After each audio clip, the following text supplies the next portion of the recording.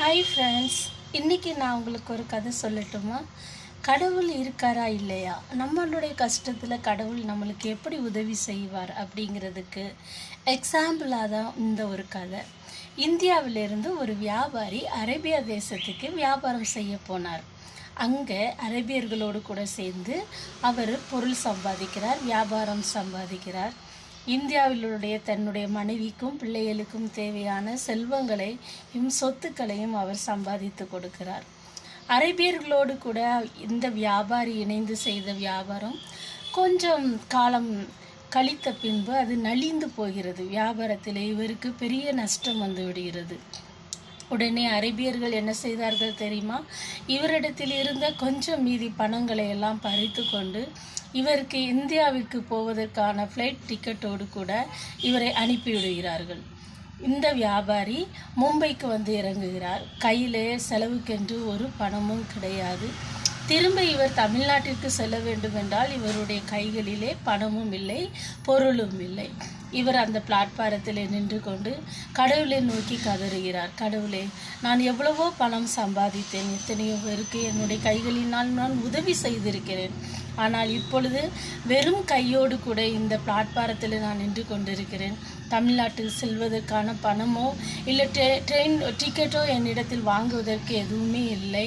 என் மனைவியை நான் எப்படி போய் பார்ப்பேன், என்னுடைய பிள்ளைகளின் முகத்தை நான் எப்படி போய் சந்திப்பேன் என்று சொல்லி அந்த பிளாட்பாரத்தில் நின்று கொண்டு அவர் அழுது கொண்டிருக்கிறார். திடீரென்று ஒரு ஆட்டோவிலே வெள்ளை உடையணிந்த ஒரு ஷேக் வந்து இறங்குகிறார். இவரை பார்த்து கேட்கிறார், சகோதரனே, ஏன் இங்கு நின்று கொண்டு அழுது கொண்டிருக்கிறீர்கள்? உங்களது பிரச்சனை என்ன என்று கேட்கிறார் அன்போடு கூட. இவர் சொல்லுகிறார், தன்னுடைய வாழ்வில் நடந்த கதையை சொல்லுகிறார். தான் வியாபாரம் செய்ததும் வியாபாரத்தில் நலிந்து போனதையும் சொல்லி சொல்லி ஏங்கி அழுகிறார். உடனே இந்த புதிதாக வந்த ஷேக் சொல்கிறார், சகோதரனே, நீர் அழ வேண்டாம், என்னுடைய வீட்டுக்கு வாரும். ஃபஸ்ட்டு நீர் உமது வயிறு நிரம்ப உணவுகளை தின்று மகிழ்ந்து எங்களோடு கூட இரும். அதற்கு பின்பாக செய்ய வேண்டிய வேலைகளை நாம் கவனிக்கலாம் என்று சொல்லி இந்த வியாபாரியை தங்களது வீட்டிற்கு அழைத்து சென்று அவருக்கு தேவையான விருந்துகளை அவர்கள் செய்கிறார்கள். இவர் பசி ஆறிய பின்பு அந்த புதிதாக வந்த அந்த ஷேக் என்ன செய்கிறார் தெரியுமா? அவருடைய கையிலே தமிழ்நாட்டிற்கு செல்வதற்கான ட்ரெயின் டிக்கெட்டும் செலவிற்கான பணங்களையும் அவர் கையிலே கொடுக்கிறார்.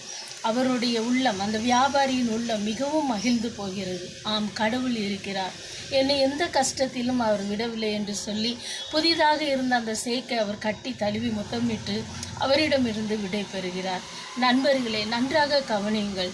முற்பகல் செய்யும் பிற்பகல் விளையும் என்று சொல்லுவார்கள். நாம் முன்னாடி செய்த உதவி, முன்னாடி செய்த தான தர்மங்கள், எளியவர்களை நாம் கனம் பண்ணுதல், இப்படிப்பட்ட காரியங்கள் நாம் செய்யும் பொழுது பின்னாளில் நமக்கு கஷ்டங்கள் துன்பங்கள் வரும் பொழுது கடவுள் அதேற்ற நேரத்தில் நமக்கு செய்ய வேண்டிய உதவிகளை ஏதோ ஒரு உருவத்தில் வந்து செய்கிறார். கடவுள் இருக்கிறார். அவர் எந்த கடவுள், இன்ன கடவுள் என்றெல்லாம் நாம் சொல்ல முடியாது. ஒவ்வொருவரும் ஒவ்வொருத்தர் விதமான கடவுளை நாம் கும்பிடுகிறோம்.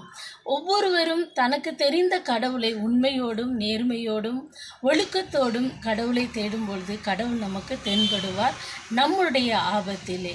அதனால் எளியவர்களை நாம் நினைத்து கொள்வோம். நம்மளுடைய ஆபத்திலும் கடவுள் நம்மோடு கூட இருந்து நமக்கு உதவி செய்வார் என்று கடவுளை நாம் நம்புவோம்.